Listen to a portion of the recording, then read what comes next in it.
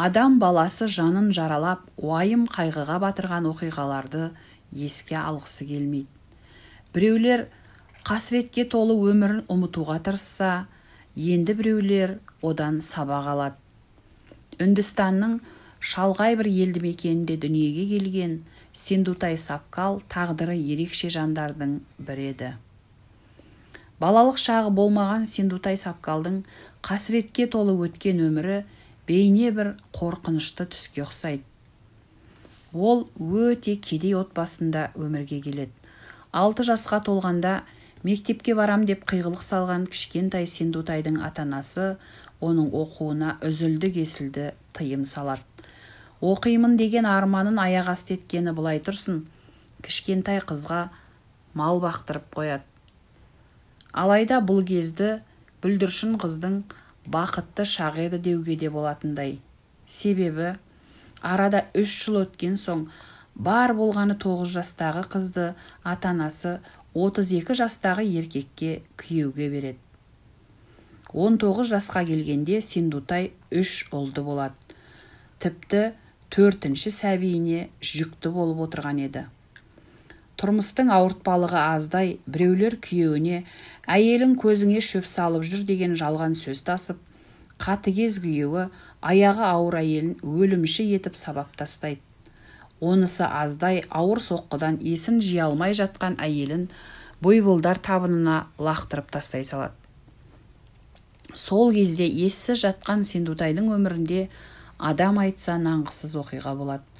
Сиырлардың бірі қансырап жатқан қызды қалқалай жатып алып, басқа жануарлардың таптап кетуінен қорғап қалады. Дәл сол жерде Синдутай 4-ші перзенті қызын дүниеге әкеледі.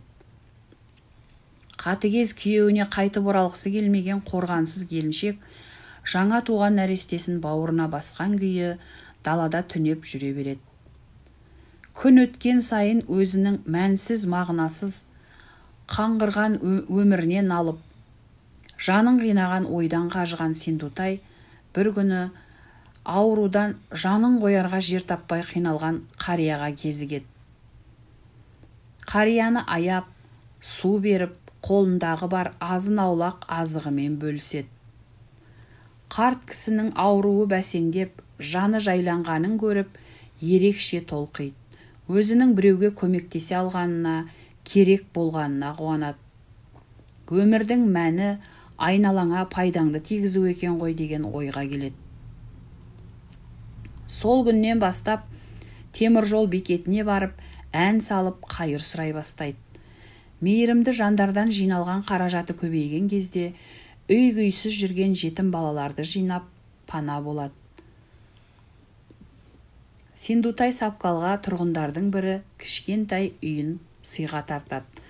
Ол үйді жетім балалар паналайтын қамқоршылық үйіне айналдырады. Оның 1058 баласы болған. Ол олардың барлығына жоғарғы білім берген, тәрбиелеген балаларының барлығы дерлік Үндістанның белгілі тұлғаларына айналған. Синдутай Сапкал ашқан 2 балалар үйі бар. Оның бірін ұлы, бірін қызы басқарады. Олар үнемі бір-біріне қамқорлықпен қолдау жасайды. Аналарына деген құрметтері де айрықша. Синдутай бауырына басқан балалардың бәрі аштық пен қиындық дегеннің не екенін өте жақсы біледі.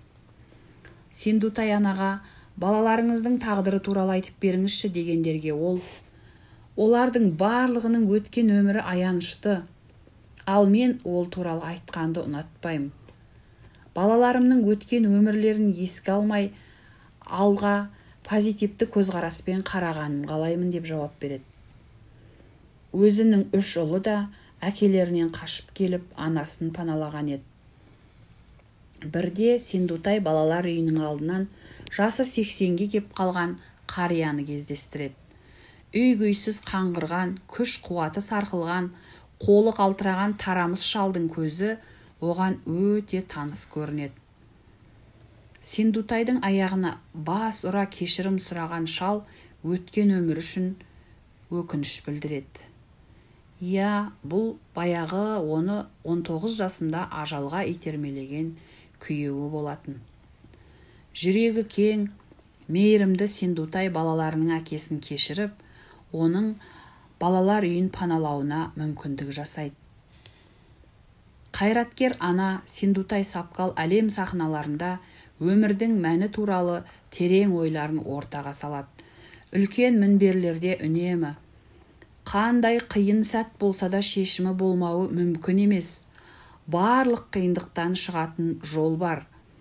Өмірде кездескен қиындықты сабақ пен сынақ деп қабылдап құрметпен қара.